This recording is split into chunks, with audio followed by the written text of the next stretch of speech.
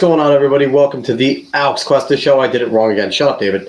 How's everybody doing on this Wednesday, June 12th, 2024, for episode number 128? David, we're here for some reason still. Why are you back? I don't know. I don't know why I'm back. Especially you. Someone like you aboard. Why you gotta be so mean? Mastering the ship. I don't know.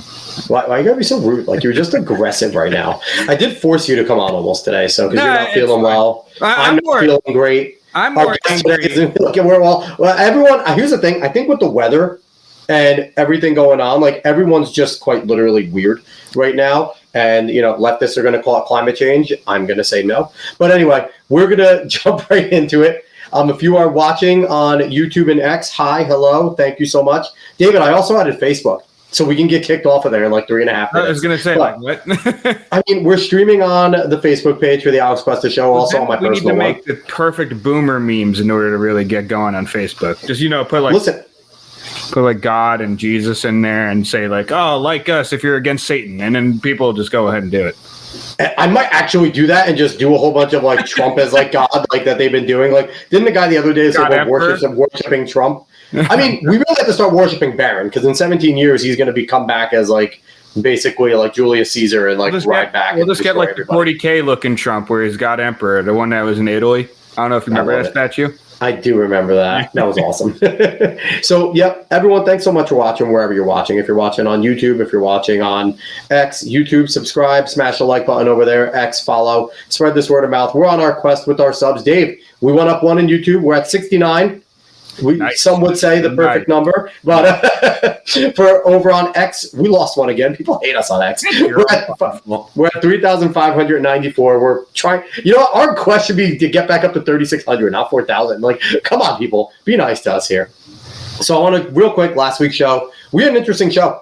We had my buddy on, Rhetoric, friend from home. He's a live streamer, creator, host over at Soul Speak, and he's very much a libertarian. And we talked all about libertarian things and conservatism. And Dave, I thought it was a really good, engaging conversation. It was. And it was one of our longer shows. It was. It went on, and we'll have Rhetoric on again. He's debating on bringing Soul Speak back. He hasn't done it in a little while. Life happens. But he's thinking about coming back on. But I want to bring on our guest today. We are excited because we've had some other congressional candidates on, but this is going to be our first congressional candidate that is on with us live. We are going to bring her in right now. She took my spot. Why? What's going on here? Why is it switching? She is Alison Esposito, a 25-year veteran of the NYPD, former candidate for lieutenant governor, and candidate for Congress in New York's 18th congressional district. Alison, what's going on? Good evening, gentlemen. How are you? Thank you so much for having me on the show. We're good. We're excited. And yeah, you are. We've had other congressional candidates on before. We had Derek Evans, Mara Macy, Dahlia Lakiti. Who else did we have, Dave? We had one other one. Billy Preppa. From New Jersey. Don't forget. I can't forget Preppa. Billy's awesome. Yeah. But Alison, you're our first ever live one, so we're excited for that. Well, I'm excited as well.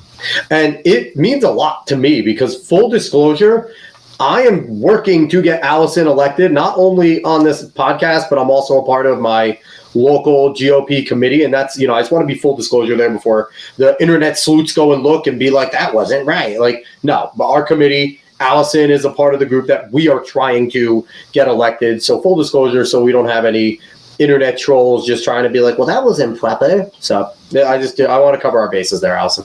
I like the voiceover. That was is that the official internet troll voice? I really just channel my inner like Media Matters person. I feel like everyone from Media Matters sounds that way. Like, oh, we're gonna get them now. It's okay, all right. We're gonna do some. Maybe we'll shoot some B-roll commercials with you voiceovering that. I think that might work. It might work, or it might just lose you the campaign for that voice. So we might not do that at all. We have a 50-50 shot at that. Yeah. So I want to start right away with you because I want to talk to you about some of your policies, some of your most important ones and things like that, and give you a chance to really talk about what you want to do, what you would do when you get to Congress. So obviously, it's an election year as well for the presidential and general election, and that always adds a level to everything going on, right? And I went on record last week saying that I think that at this point, I think Trump's going to beat Biden. I think that's pretty clear. But I think the Democrats are abandoning Biden at this point, and they're trying to go down ballot. because whether Trump wins, if they can flip the House and Senate, they're going to impeach him and remove him. So a race like yours is ridiculously important because it would be a seat flip against Pat Ryan. So one of your big policies is the economy. And I want to talk about small businesses because that's something that's important to you, something important in the Hudson Valley. So what is your stance on what's been going on with small businesses post-COVID, and how are we going to work to get them back? Well, there's a lot. There's a lot to unpack with just that opening.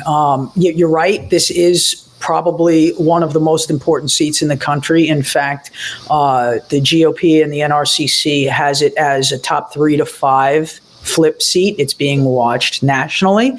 And it's important to point out. So my opponent, Pat Ryan, a career politician who's on the wrong side of all the issues, when he ran in 2022, Lee and I, as the gubernatorial and lieutenant gubernatorial candidates, Lee and I won this district by 3 full points.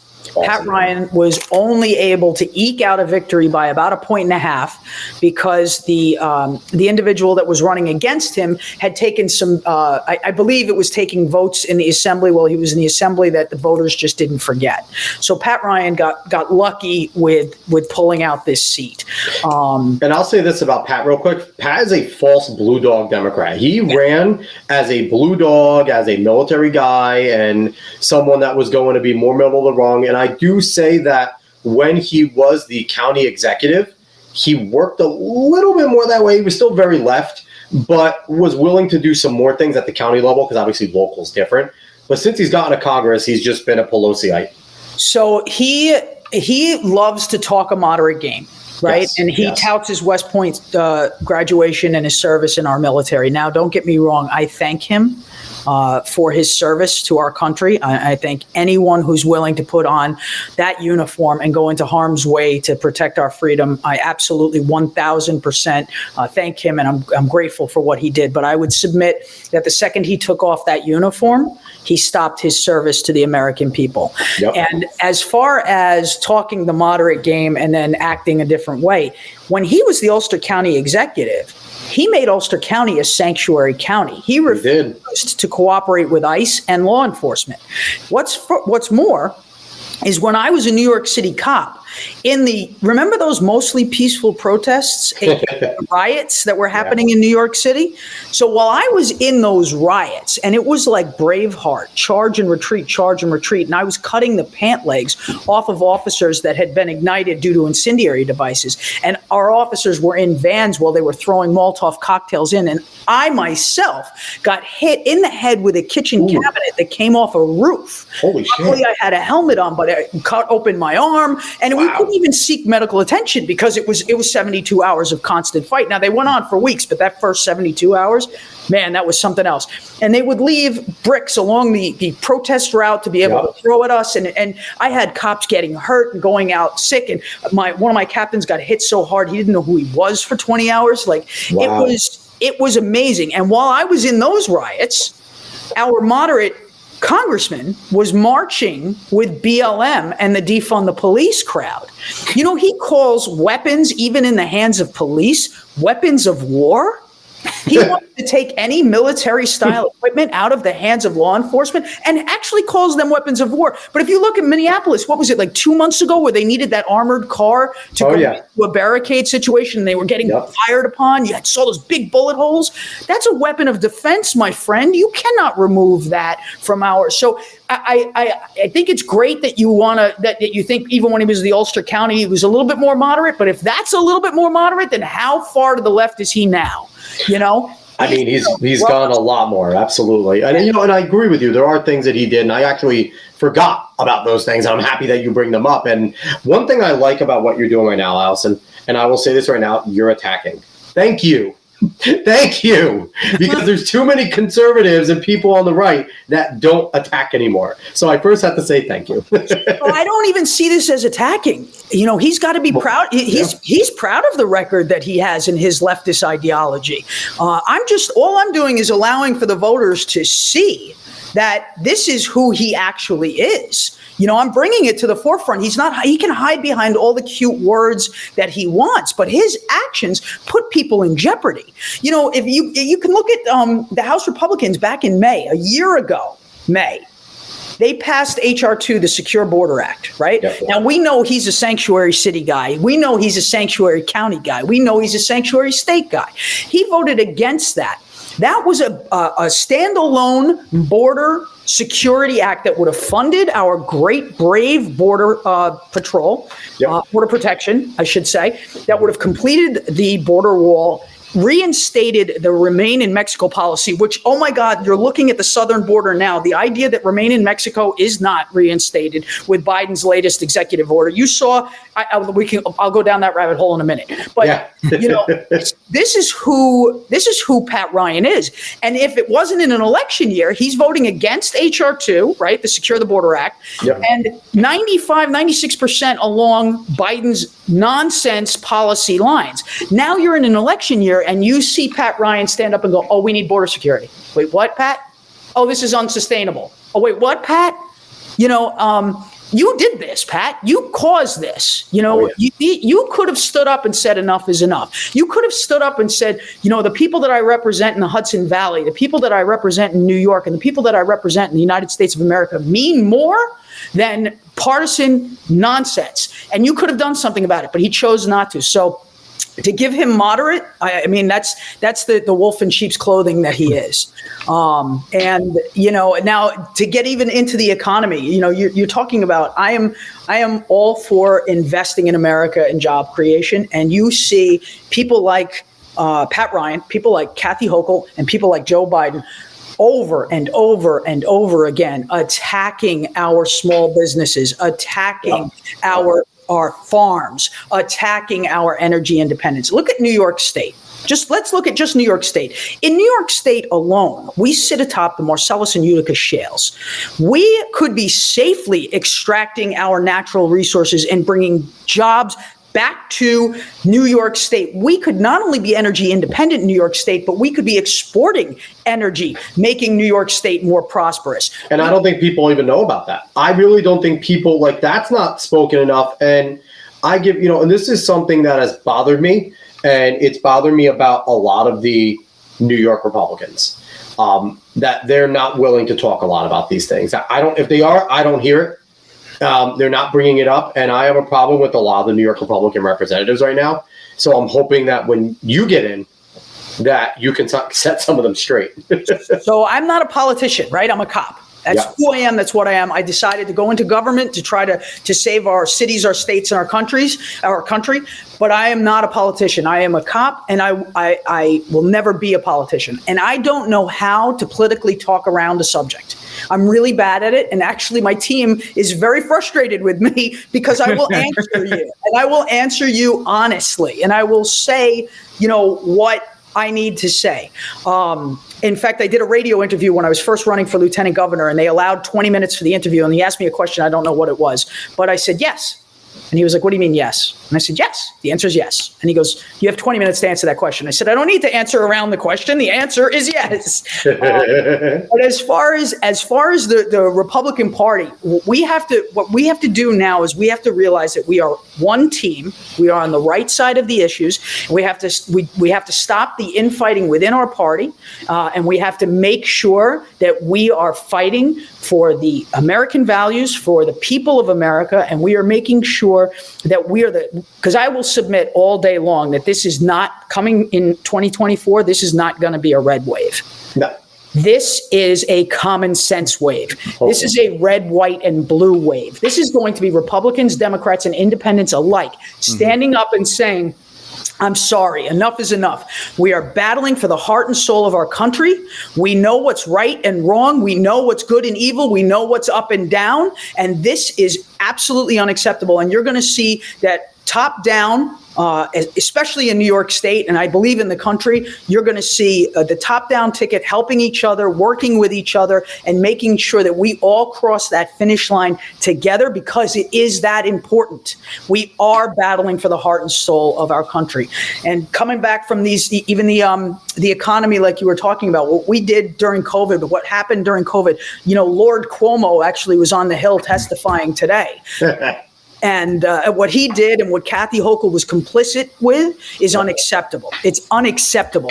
That nursing home order that he refuses even now to take responsibility for, it incenses me. All of those people died. They died scared. They died alone. They died not seeing their children, not holding their loved ones' hands. It was horrible. And we as Americans, what did we do?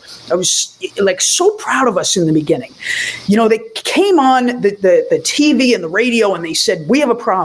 And all of America said, you know what? We don't know what this is. And we have people with comorbidities. We have our elderly. We have people that are susceptible to death. So what we're going to do is shut down a thriving economy for 14 days. We'll shut that down and we will stand by each other as Americans. 2.5 years later, we were still in shutdowns. Yep. And Lord Cuomo and the rest of the blue states and the government officials had the audacity to decide who was essential and who was not, who was able to put food on their table and who was not. How dare they? How dare they? They imposed sweeping regulations. They closed down businesses. Instead of allowing places like open air parks and gyms where people could get healthy, they allowed liquor stores and bars to still. I mean, think about what they did. But I will submit, I know I'm off on a tangent. You have to corral me. You have to corral me. But look at what they did. And I'll say, with it, darkness comes light, right? Yep. What they did to our children is absolutely unacceptable. Masking children, when you are a young child, they're not adults. You can't see a smiling through someone's eyes as a child. Not putting them back in school after 2 weeks. And realizing that this does not affect kids, which was known very early. Go ahead, Dave. You have something. The thing that you guys don't understand is that, Andrew Cuomo was out there talking to the media every day. He was doing such a good job. I don't know what you're talking about. He was a presidential candidate. Every day. He was talking, he was going to be voted world's sexiest politician at one point. Which is gross. I don't understand that. So I have a question for you, Allison. Being a career police officer, one of the things that I know terrified, me as a person on the right, and I'm someone, I have friends that are NYPD, friends that are cops everywhere. And, I support good cops. I love all those guys. But what scared me is the cops that were willing to go and do the unlawful things to the citizens, like closing places down, walking in there gleefully. We saw at Tillis Gym where the cops from the other town gleefully came in, and they were just doing their job, is what they're going to say, or they need to feed their family. But it terrifies me that during a time where we saw despots trying to get power, that there were so many police officers willing to go along with it. What would you say to your brothers and sisters in blue that did those types of things? No, well, that's actually, it's a very difficult question to answer, because the way you're phrasing that, it would be like these officers took it upon themselves to enforce these laws. With executive orders, with certain things on the book, I mean, the officers have an obligation to follow law. We had a problem with our executive branch, especially in New York State, the executive branch pushing that to its limit. But I would submit that you didn't have that. Most of us were doing our jobs. Most of us were going into these riots. Most of us were dealing with citizens. Most of us were trying to do the best we could with with these lockdowns that people were fighting against. And I remember telling my cops, especially because at the time I was a commander in Brooklyn. I was a commander of multiple police. The housing develops in the developments in multiple police precincts. Yeah. And what happened with there is you can't drink outside, right? But I kept saying to my cops, remember, you're walking up to, it would be like you sitting on your back deck and a cop walking up to your back deck and saying, there's more than 6 people here, put the alcohol away, So it was always a balancing act to enforce the law and maintain public safety without over policing or making people feel like they were legitimately in a police state in lockdown. When you're talking about some of the sheriffs that were enforcing Lord Cuomo's orders, it's very difficult. You would have anarchy if the police department all of a sudden turned and said, we're not enforcing anything that we deem to be unlawful. That would have to come from leadership. And that's a very difficult thing, because if you had every cop determining what's lawful or what's, by the letter of the law, what they can and can't enforce, you're going to have some level of anarchy. So, I support the job that the officers were trying to do, and it wasn't draconian for them. Their heart was in the right place, and they believed that they were doing their job. Our target should never be the police officers in this. Our target should be the elected officials that grossly overused their powers, forcing these police departments into situations, quite frankly, that they didn't want to be at. We didn't want to be shutting down funerals. We didn't want to be, telling people that they couldn't pray. But this was what was coming down from our elected officials, our government.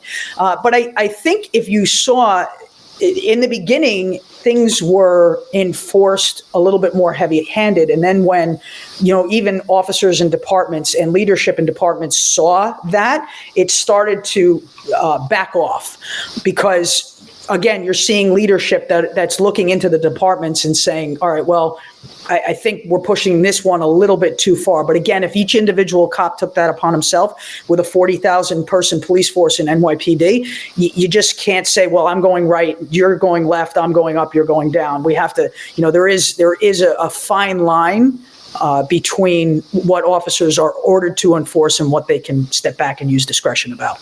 And, and in a way, I'm okay with, blaming leadership, whether it is like, higher ups in the police force and stuff that are forcing the kind of rank and file to do that. And I'm not blaming all the cops. Like I said, I think the cops, a lot of them did do, their part. It's just always scary to me, because I look at the cops as like the first vanguard, right? If our politicians ever truly went rogue and ever truly went as despots, the police officers are people in town, are, the ones that, we go to the bar with and things like that. And it's like, I look at them as the first vanguard. So, it was such a weird situation. That's an interesting point. And I see where you could feel that way, but let me flip that a little bit, because I don't necessarily think it's the police officers that are the first line. I think that's why we're guaranteed the Second Amendment. Yeah, I think that's why we are guaranteed, and that shall not be infringed. I think our people, our American citizens, are the first level of defense, and they are going to push back on our government when the government pushes too far. And you saw that. Saw that. And yes, the government may order police officers in there, and the police officers may be doing their jobs, but you will see the American people stand up and say enough is enough. If they were to get cute in this election year and do another pandemic, I can almost guarantee you that those lockdowns won't happen, because within days, the American public will say, no, I am essential. I'm going out of my house. And there are not enough cops to arrest every single person that's going to ignore this rule, this draconian rule. So I understand your point, but I really think that it's the American citizen that's that first line. I like it. And interestingly enough, we had Dr. Peter McCullough on the show a few months ago, and he was talking about how they already have bird flu vaccinations ready to go. So you're talking about that potential next pandemic, next one, them wanting to lock it down. There it is. So let's hope it doesn't come to that. So I want to jump back to the economy, because, we love tangents. We love, it's a podcast. Tangents are there. But I want to talk to you something that would affect us directly here in the Hudson Valley, with, the CHIPS Act that came into effect. And, IBM over here, right in Poughkeepsie, right in my backyard, is going to be one of the benefactors of the CHIPS Act. And it's something that, I didn't read the whole CHIPS Act, so I will say that, I don't know what else is thrown in there. But on its face, it looks like something that could potentially benefit the Hudson Valley and the people that, you're looking to represent. What do you feel about the CHIPS Act? So I'm all for investing in America, and I'm all for job creation, but I'm not for anything at the expense of wasteful government spending and potential national security risks. Definitely. There are things that have to be evaluated with that. When you talk about, even when the CHIPS Act happened towards the end of right before the 22 election, you had that federal grant, and Kathy Hochul was welcoming the corporations in, and that was again the smoke and mirrors that the Democrats do for the election. She has made New York State so business unfriendly that nobody wants to be here. So you need federal grants, wasteful government spending, and tax breaks to get the governments, the organizations back in New York. And that's what's unacceptable. When you look at the regulations that happen in New York State, obviously there's the attack on energy, right? Yeah. Definitely. There's the attack on our farmers. There is the attack and overregulation of small businesses. There is the absolutely ludicrous electric vehicle mandate. We're going to do it with the schools. They're making all the schools also get electric buses. We're going to do it in my district. That are going to explode. It's not even that they're going to explode. They don't work. We don't have enough charging stations. None of these schools, these small districts especially, if you're expecting some of the smaller districts to be able to change their infrastructure to charge these monstrosities every day, and they want it to be done, I think the regulations like by 2030. Yeah, 2030. They want it all to change over. Like they're out of their fucking minds. I'm not going to lie. The date for a lot of these things is 2030. Agenda 2030 is a thing in the UN. Right. So we don't have a grid that's going to support it. No. Kathy Hochul there's such an attack on energy. New construction, she banned gas stoves. Everything that Lee and I said she was going to do, and everybody said we were fear mongering. She did. So when Lee and I were campaigning, we were up in a small town upstate, and there was a pancake breakfast that we were going to, and they lost electricity, right? But they had gas stoves, so everybody was able to eat. And you're talking about our farmers with the mandates with electric vehicles or the electric plows in New York City. They only last for an hour before they die. We can't even charge them. They're not strong enough to move snow. Think about the people in places like Buffalo where it gets so cold. People are going to die if the electricity goes out and they can't heat their homes with gas. And again, this is the Biden administration. This is the Hochul administration. This is all the green policies that Pat Ryan supports. He's supported since he was an Ulster County executive, and he fully supports them now. This is not sustainable. And what are we doing with our attack on energy? We are not bringing New York jobs back or American jobs back. We canceled the Keystone Pipeline, and we're spending billions of dollars overseas to our adversaries. And they are mining these resources much less responsibly and much less clean than we are. And then we're paying them so that they can rearm and re-advance. And look at what's going on. We have lost our footing on the world stage. The sanctions that were on Iran were choking them. And now they have billions of dollars to fund the... No, Allison. The billions are to go for health and to help the people. It doesn't mean that they have that billion now to go and spend extra on military. What was I thinking? Crazy. It's crazy. You're just fear-mongering. You're just against Middle Eastern people. Absolutely. Absolutely. But it's not even that. You have China that's emboldened. You have Russia that's emboldened.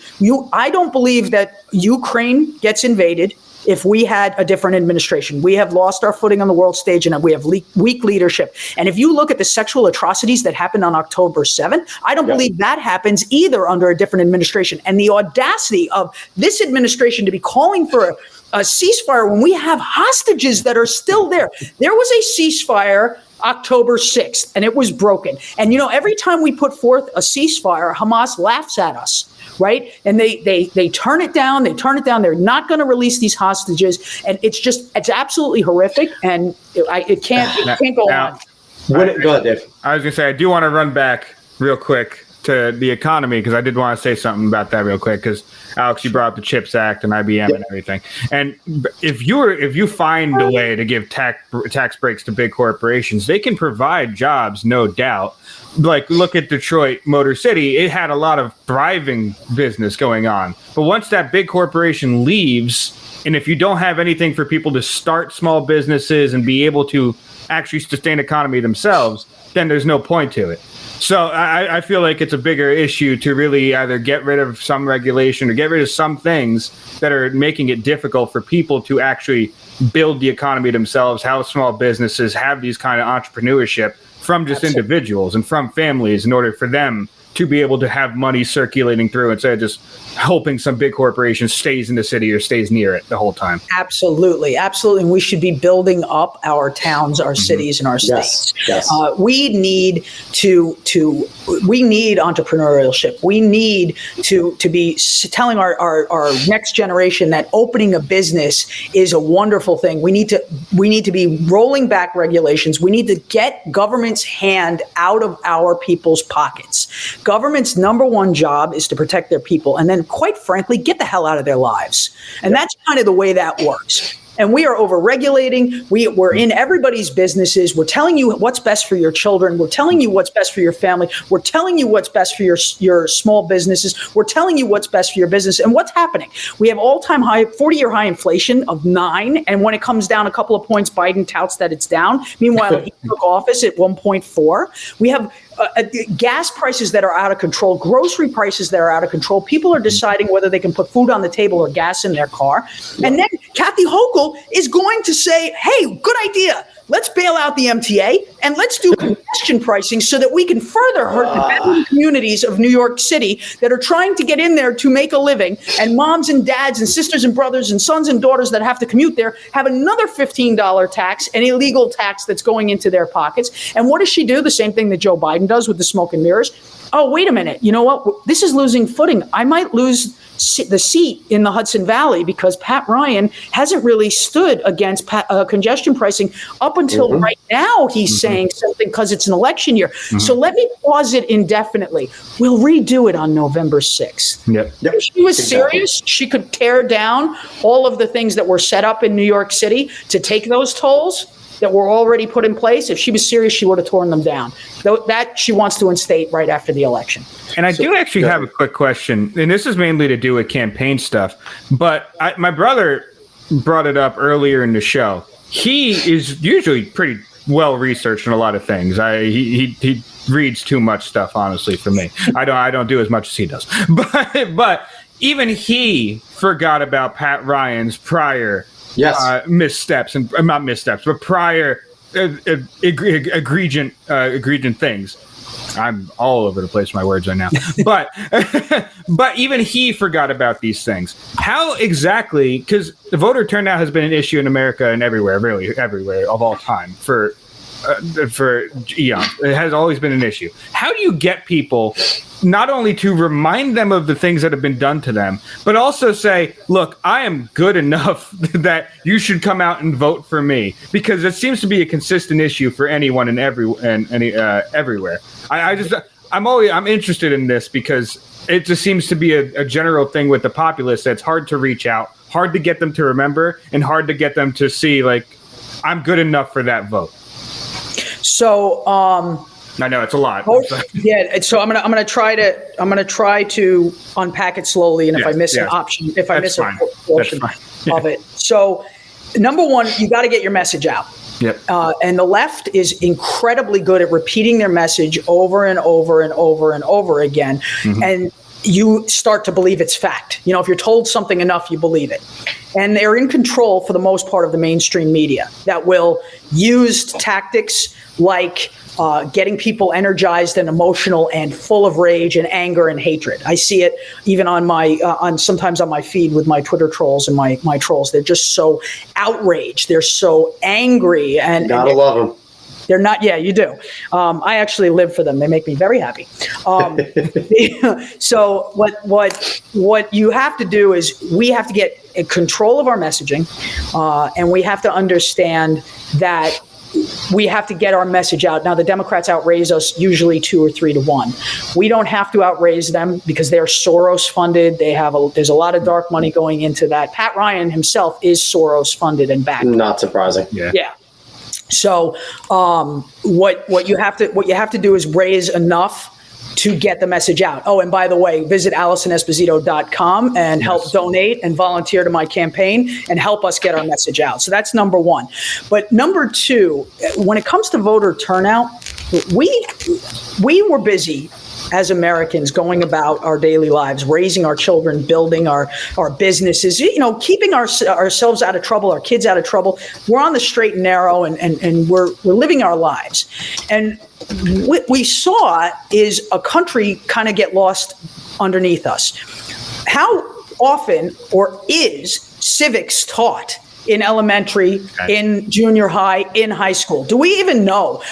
When did we stop telling our children that they were blessed and lucky to be born in the greatest country in the history of the world? Mm-hmm. What we have to understand is that we as Americans forgot that voting is not a right.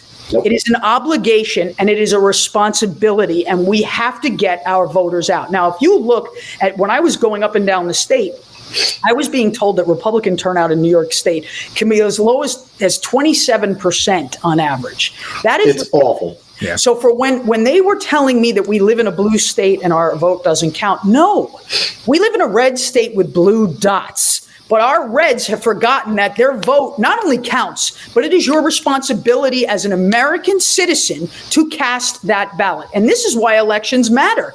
When you ask questions about, what the overreach of government, elections have consequences. And, when you put somebody in office like Pat Ryan, when you put somebody in office like Kathy Hochul or Lord Cuomo, elections have consequences, and they will do anything to stay in power.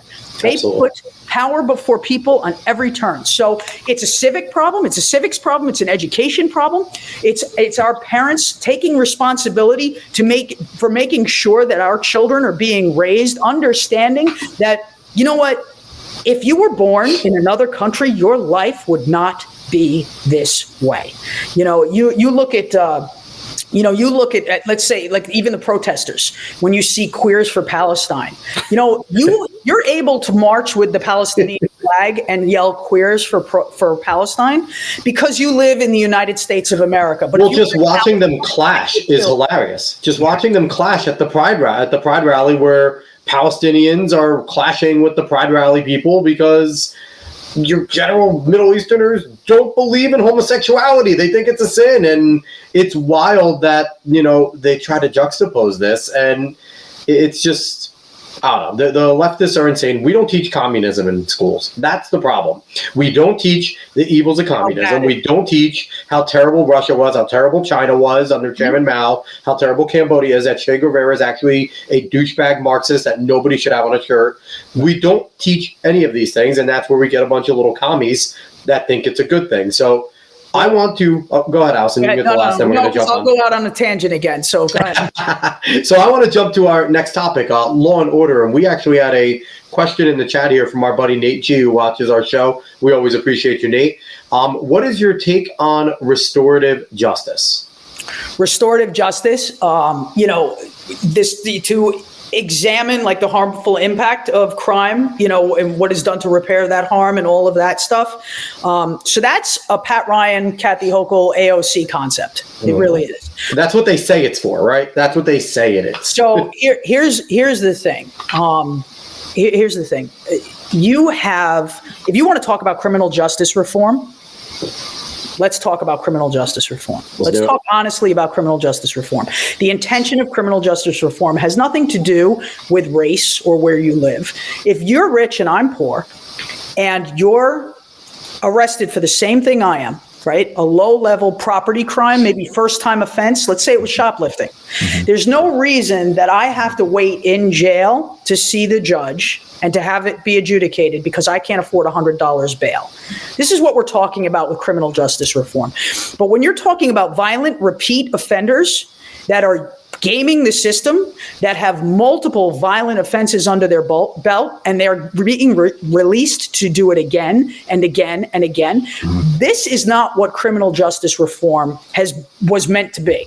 Okay, we have very, very dangerous policies in New York State and around the country, but in New York, especially the city too. Yep. Absolutely, you have rogue district attorneys. You have New York State is the only state that the judges are not allowed to weigh dangerousness, flight risk, past criminal history, and potential reoffense. Think about that. So we just have to let them out. You had migrants from another country beat the hell out of New York City cops, and they were flipping off the cameras within hours because they knew they didn't care. They didn't care. They didn't care. So listen, it's not rocket science. Here it goes.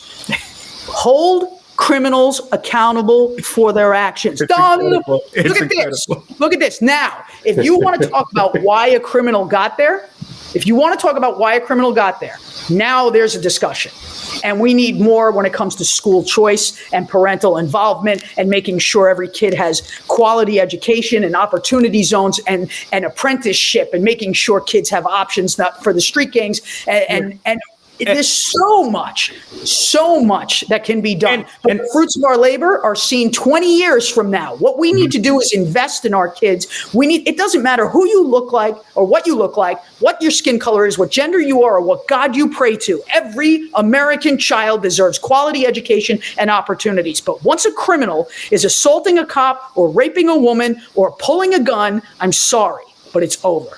Yeah, and I would say this is like the issue of like how a criminal got there is more of a cultural thing. Like there's some government things, maybe like you said, where they have like certain entrepreneurship things for them or whatever like that, like for kids coming out, like you could do that. But that's more of a cultural thing. When it comes to like policing and stuff, like enforcing the law is what you're supposed that's supposed to be happening, but it's just not happening.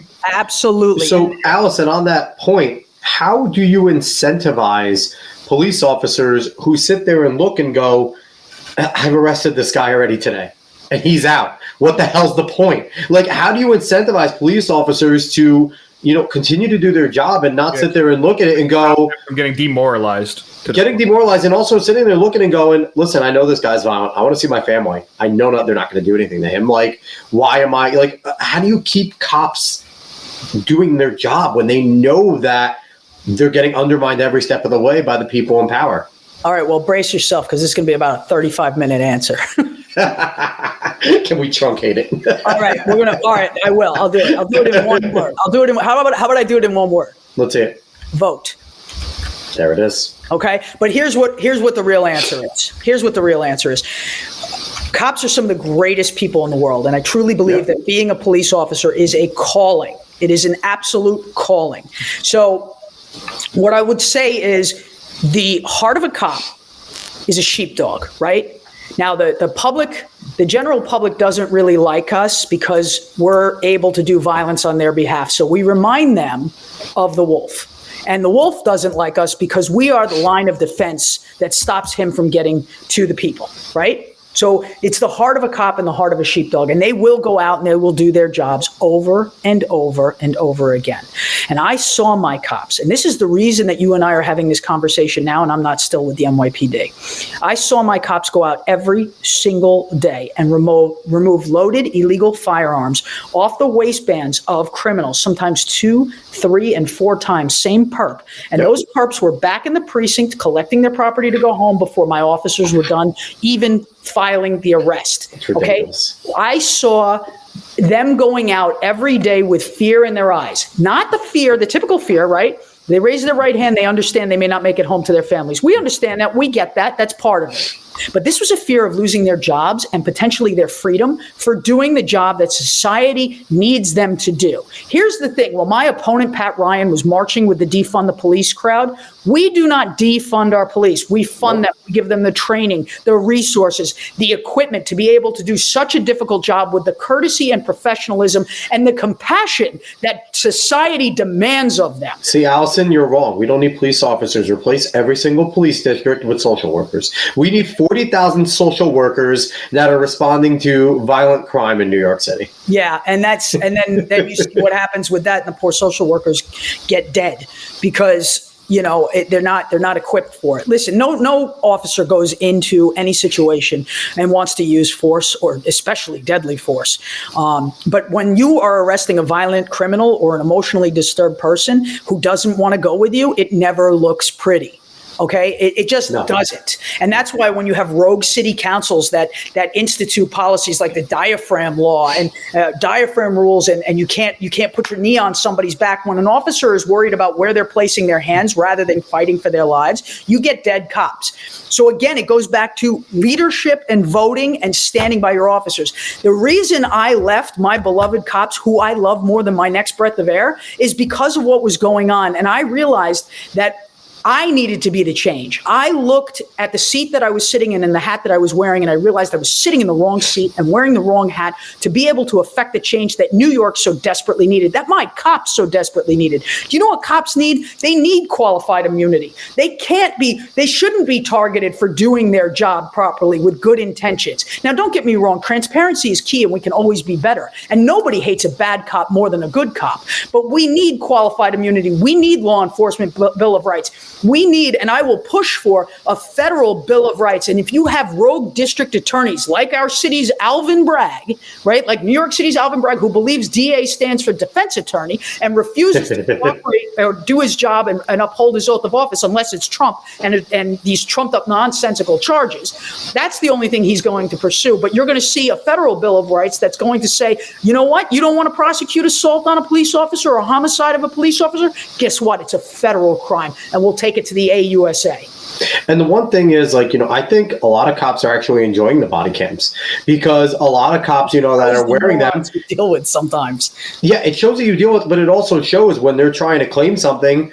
And I don't know why some precincts don't release these body cams significantly quicker. I can imagine politics are getting involved with that. But a lot of these times, especially where we're seeing like the white on black, the white cop shooting the black person dead. And once a body cam comes out, it reveals that they were doing their job. I will say a good 99% of the time. Yeah. And I think that that's something that is big. And I would like to see, that become a thing. Because I think most cops enjoy the fact that they can be protected when they're just doing their job and they're doing their training. And one thing that I thought of, that I don't know how realistic this will be in New York City. It might be difficult to do, but why don't we implement a program where cops, like you guys have your certain beats, right? You stay around certain areas, you patrol.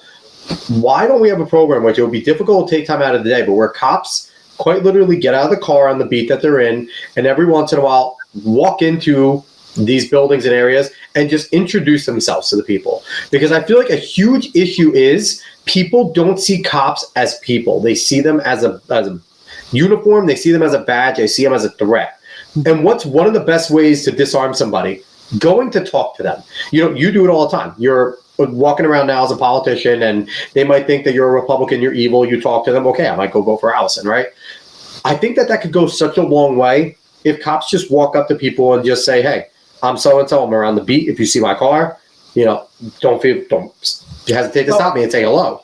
So there have been programs like that for decades. We used to do community policing. We used to do the park walk and talk. We used to do, we have NCOs. You have the PAL, the PAL League. You have, you have community affairs officers. You have all of the officers that have been trained. And when we started, courtesy, professionalism, and respect. Now, I'm speaking obviously mostly to the New York City Police Department, because that's where my experience is. But we have done that. And I would submit that you would see a market difference in the, I guess, 2000s, the early 2010, up to 2010, 2011, that where we were making huge strides in the community. Absolutely huge strides, and people were responsive, and there were many more people that love their cops than hate their cops. Okay, and I think that still happens to this day. Under the Obama administration, he started to divide the hell out of America, and he's the worst. Hated the original anti-cop narrative when he stood there and said that some security guard who shot a black child, he could have been my son. That wasn't even a police officer that shot him. He began that attack on the sniper that killed the Dallas cops. He began this. So what's going on is, I submit that there are still many more people that believe in their officers than don't. But you have false media narrative and dangerous political rhetoric coming out of starting with the Obama administration, goes through with AOC, goes through with Biden, goes through with Pat Ryan saying police hold weapons of war. This is false rhetoric and dangerous rhetoric, and it's meant to divide. Make no mistake, the great divider that Joe Biden pretended he was going to be, he further drove the wedge in the American public. And I'll tell you that even in 2020, when I was a commander and we were dealing with bail reform and we were dealing with COVID, the individuals, the grandmothers, the mothers, the fathers, the people that were in the housing developments that I was tasked to take care of, that I was tasked to watch over, were on Zoom and conference calls with me begging for their neighborhood police officers to be back. They were begging that we need our cops. Please, we don't hate you. We want you here. I can't leave my vestibule. I can't leave my door. I can't leave my apartment anymore because my vestibule is overrun by drug dealers slinging drugs in the lobby. I can't sit out on the bench because they're shooting again. I can't. Please come back. So I think that we have to concentrate as Americans on what unites us and not on what divides us. And we have the current administration that only wants to concentrate on what divides us. And he would love nothing more than to have our police officers be public enemy number one. Why else do you think Joe Biden would have showed up in New York City after a New York City officer was murdered in cold blood by a violent repeat offender? And he went to a fundraiser rather than paying respects to that officer's widow and saying, I will change policy. I will support the police. I will do everything I can to not let this happen again. No, but President Trump was there. Yep. But President Trump is evil and hates everyone besides himself because he's narcissistic and terrible. So we have another comment from Nate. He wants to know if you watch Donut Operator. I know that Donut Operator is a YouTube person, and he talks a lot about law enforcement and shootings and things like that. Do you watch him at all, Allison? So no, I don't. The donut thing is funny. Donuts are delicious, so I think you guys should embrace it. Well, so I said when I raised my right hand, that was the last donut I would ever eat because of the stereotype. But you know where that came from? No, where did it come from? You think about cops on the beat, especially way back when, right? Yep. Mm-hmm. When you're on a midnight shift, what's open? Nothing but a donut shop, a coffee shop, and a donut. And that is all you can eat. So anytime you would see at night, after business hours, after closing, where is the cop going to get something to eat? At the donut shop, he gets his coffee and his donut, and he goes on with the rest of his shift. And there you go. Tell Mr. Donut Operator that's where it came from. Yeah, I like the history lesson there. Now you have Chief Wiggum from The Simpsons. Yeah, exactly.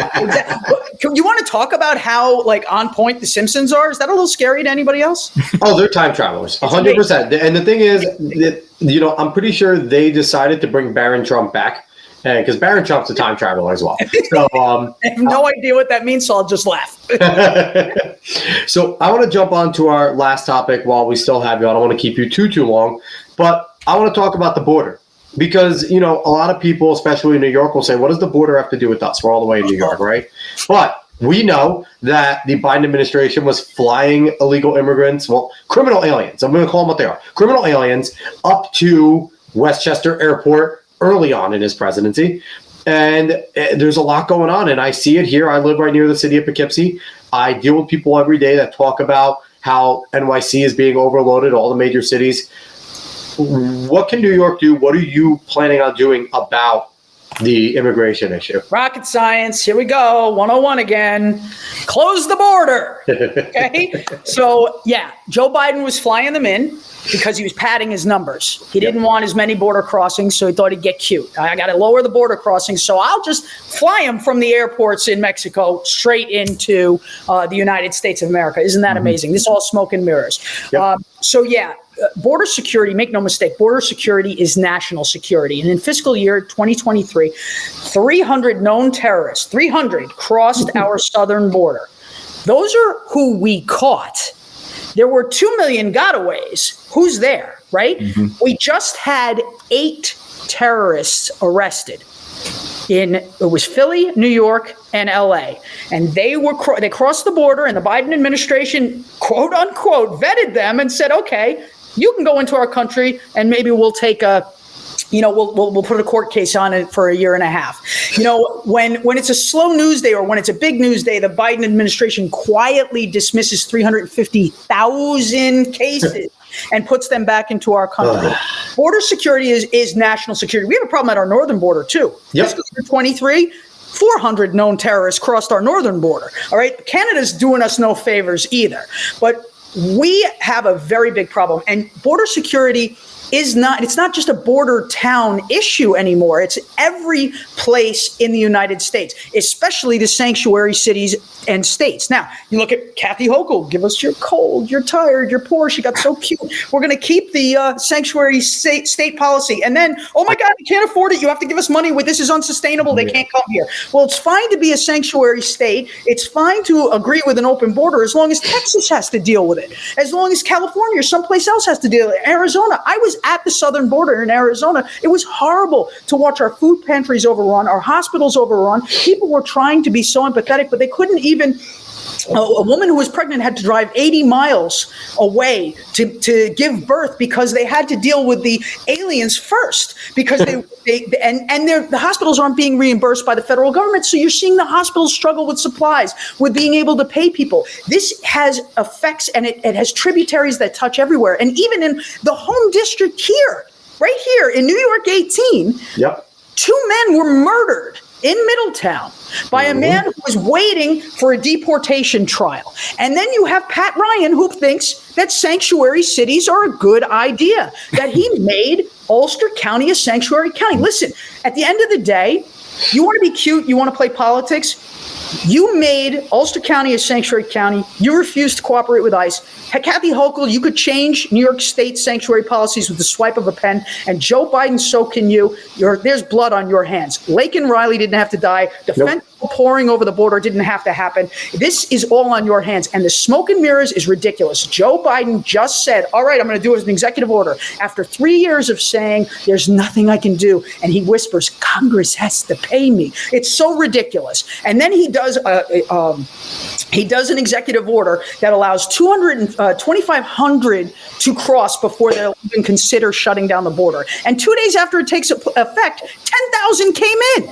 He has absolutely no intention of shutting the border. This is a political stunt, an absolute political stunt from the Biden administration. And you're going to hear people who oppose, when I talk about HR 2, they go, oh no, it's the Republicans' problem. It's the Republicans' problem because there was a Senate bill. It was a bipartisan Senate bill that Johnson refused because Trump killed. That is nonsense. That bill never came out of the Senate, nor was it ever going to.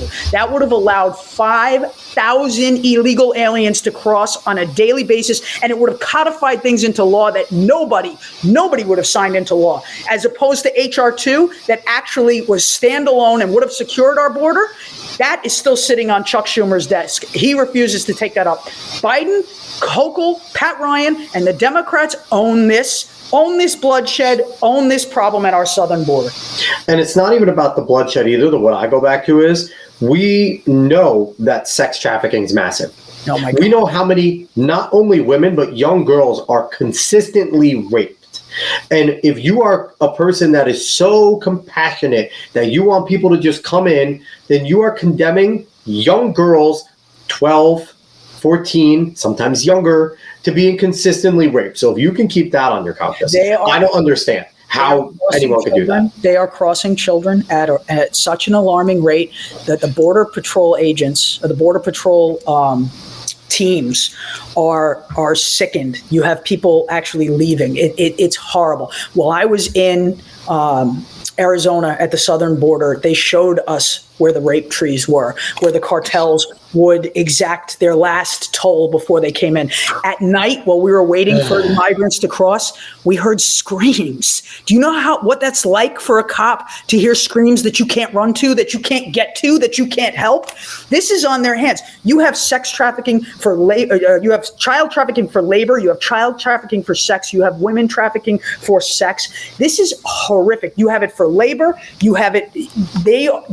There were reports of black vans that were picking up children children and they're just driving them in. As long as they had the name of a person that would accept them, they would just let them come into the country. We have such a problem.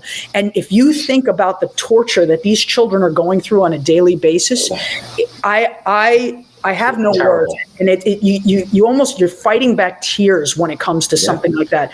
So yeah, you're right. It's bloodshed, it's sex trafficking, it's the fentanyl, and it's also an overburden on the taxpayers. We can't make ends meet, but there are billions and billions of dollars, taxpayer dollars, that are going to feed, to close, to with debit cards, care for these illegal aliens. And then what happens? And then what happens when they want to when they have children here, or they need? There was one article that came out locally of some of the illegals that were brought up to the Orange County area, and the woman was given a free home, a free apartment, food. Her 2 children were living there. They were going into school, and she was beside herself that it wasn't enough because her refrigerator was dirty, and she expected more and better condition. I can't stand these people. You can't make this up. And this is what Pat Ryan supports. He can call for border security all he wants, but he's full of it. His whole past he's a walking contradiction, and it's time for him to step aside from his career politics. Went from Ulster County executive to short-term congressman in New York 19 and short-term congressman now in New York 18. Because on November 5th, I'm coming with a common sense wave. I'm bringing common sense and integrity back to elected office, and we are going to take our country back and once again support our hardworking Americans and make sure that there is opportunity for every American child, no matter who they are or where they come from. So last thing I want to ask you before I let you go, and this kind of ties into the immigration and border, but it's something that I think that our House Republicans took an L on when it was such a hard line with the continuing resolution that was going on, that they wouldn't send money to Ukraine, wouldn't send money over to, anyone else unless we got border down. And then what happened? It came to the midnight. They pushed a $68 billion continuing resolution. And one of my biggest issues with New York Republicans is they all voted for it, for the most part. I think very few didn't. There were a few that didn't, but most of them voted for it. And even ones that I've supported in the past and I do not support anymore, voted for it. And then they come back to their districts and say, well, I got that few $1 million earmark that I was looking for, and try to tout it as a big win when they just send taxpayer money everywhere else. So when you go in, are you going to be the type of person, now I'm not telling you to not caucus with people or whatever, but you're going to be the type of person that is going to stand up to the pressure sometimes of leadership when it comes to these types of bills, where we all know the conservative base does not want to see billions of dollars going over to Ukraine anymore. We do not want to see billions necessarily going to, going crazy with Israel, because we know Israel could take care of themselves. We could support them, but they're big kids. We need to support them, diplomatically. And we certainly don't want it going to Taiwan when there is no war going on. So where are you with all of that? So that's why it's so important for us to expand our majority, so that there aren't a select few group that can halt government operations. It is imperative that we stay true to our values. However, we have to expand our majority. The earmarks are part of what gets things done in small towns. I don't know that I necessarily agree with them all the time. I don't know that I necessarily disagree with them all the time. We do have to get things done for our districts, and it's hard to do. But again, that's why we have to expand our majority. We have to do better in governing. And we can't allow for these 11th hour nonsense things. I wouldn't be able to look my constituents in the eye and say that I had to let the clock run out and not be able to pay our troops or our border patrol or our police officers or government employees. You have to do everything you can before that 11th hour. I don't want to see taxpayer money going everywhere that's unaccounted. I don't.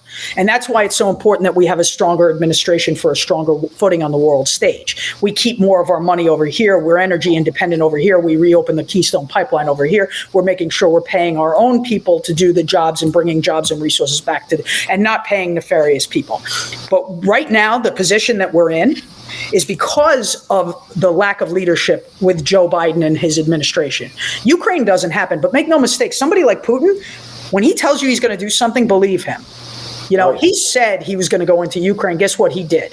He's talking or has spoken about going into Poland. We can't allow that to happen because then we are going to be boots on the ground. That's a very big scare. You know, what we need to do is I don't want endless money going to Ukraine, especially if it's going for pensions and paying civilian, paying their government and things like that. It has to be audited. It absolutely, and it can't be a blank check. It can't be a blank check. We have to make sure we stand by, you know, regimes that are looking for world domination without putting our boots on the ground and without expending too much of our American taxpayer money. When it comes to Israel, the same thing. You know, what we spend in Israel gets spent on supplies and munitions in this country. So when it comes to Israel, it's really coming back to our country. I'm less worried about us getting that money back.